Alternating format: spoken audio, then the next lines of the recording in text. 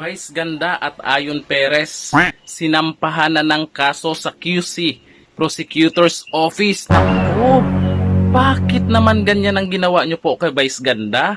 Napakabait na tao yan, hindi marunong mambastos yan.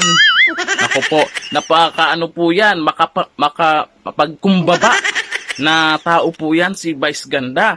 Tsaka marunong po mag-public apology yan. Bakit nyo po kinasuhan at anong kaso po yan?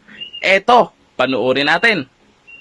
Sinampahan ng kasong kriminal ang isang sikat na TV host sa Quezon City o QC Prosecutor's Office. Alamin natin kung sino ito sa report ni MJ Mondihar live. MJ, magandang gabi.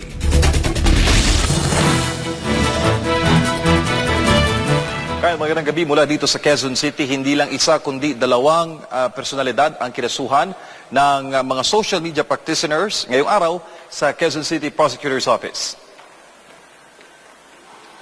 Kasong kriminal ang sinampa ng Kapisanan ng Social Media Broadcasters ng Pilipinas Incorporated o KSM-BPI laban sa TV host at comedian na si Vice Ganda at ang partner nitong si Ayon Perez. Ayon sa abogado ng grupo na si Attorney Mark Tolentino, paglabag sa cybercrime law ang isinampa laban sa dalawa. Tumanggi naman muna magbigay ng karagdagang detalye ang nagreklamong grupo kaugnay sa dahilan ng pagsasampa ng kaso. Sasagutin raw ang lahat ng tanong sa gaganaping press conference ng grupo sa Miyerkules, September 13. Sa ibang balita naman, nitong weekend ay nag-init ang ulo ni Chief Presidential Legal Counsel Juan Ponce Enrile laban kay Vice Ganda. Ito ay matapos sa mga eksenang tinawag ni Enrile na salacious na kinasangkutan ng kontrobersyal na TV host. Salacious. Seditious. Ibig sabihin nun, malisyoso.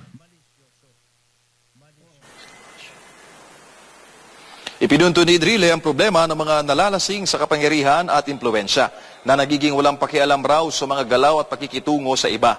Tinawag naman ni Enrile na bastos ang komedyante. Tama. Sarili mo na lang ang iniisip mo.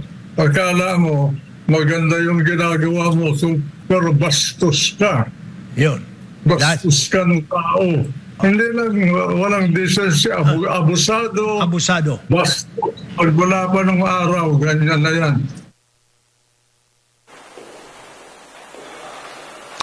Payo naman ng Chief Presidential Legal Counsel sa mga magulang na naiimpluwensya ng kanilang mga anak ng TV host.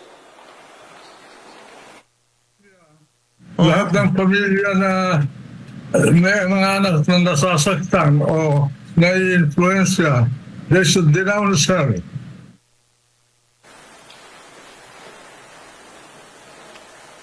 Partner, alas 9 ngayong Miyerkules sa Manila Hotel ang gaganaping press conference. Sa ngayon, wala pang panig.